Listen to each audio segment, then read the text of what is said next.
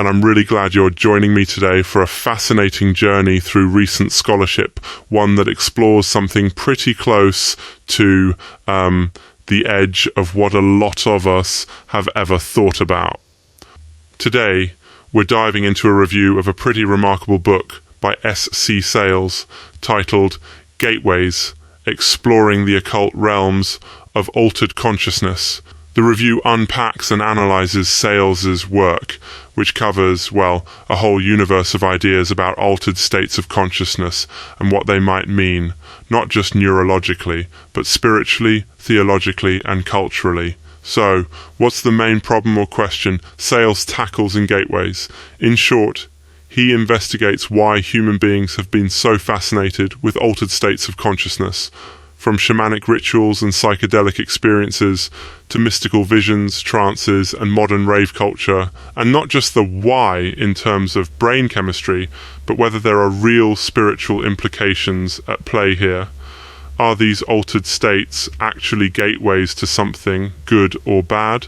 Does what people find in those experiences reflect real spiritual realities, or are they just psychological phenomena? And hang on, this isn't just academic navel-gazing. For anyone who's ever wondered why so many cultures across so many eras have sought out visions or enlightenment through trance, ritual, or ancient shamanic journeys, this book tries to give some answers.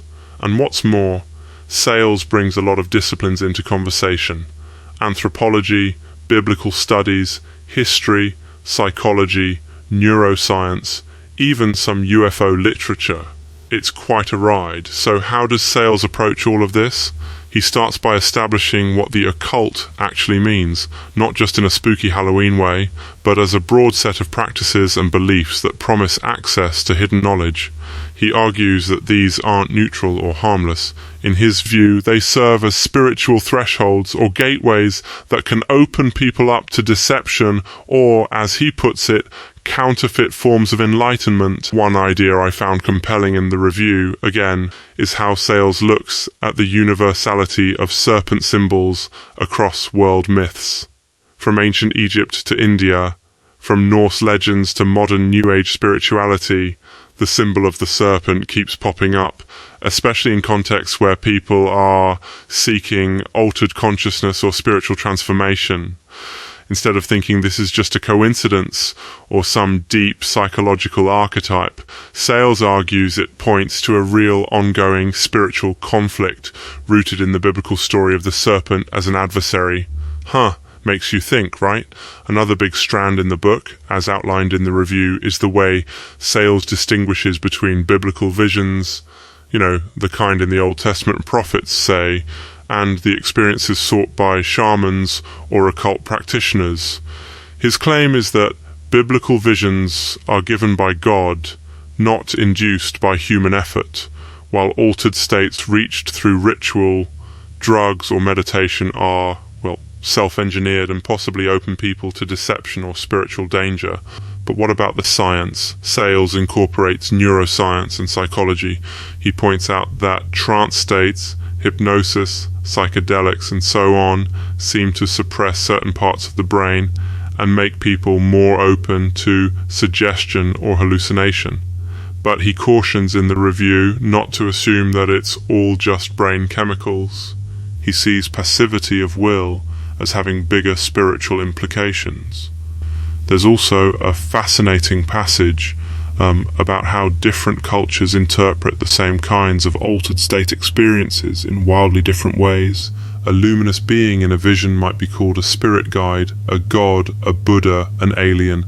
Sometimes it's just a trick of the mind, and sometimes people see it as absolutely real. It definitely shows how varied these experiences are. For listeners, I think the main takeaway is Sales offers a thesis that's deeply rooted in Reformed Christian theology. He views these altered states across cultures, times, and techniques, not as neutral, but as potentially spiritually risky. The review stresses Sales' pastoral advice too. Be discerning, don't confuse any dramatic sensation with enlightenment, and that for Sales, true deliverance is through Jesus Christ, not through manufactured mystical experiences. what does all this mean for you? It means that next time you come across a new trend in meditation, psychedelic therapy, or even just a movie about mystical trance, you might pause and wonder, what's really going on underneath? Are these just interesting facets of human curiosity, or part of a deeper, more complex spiritual landscape?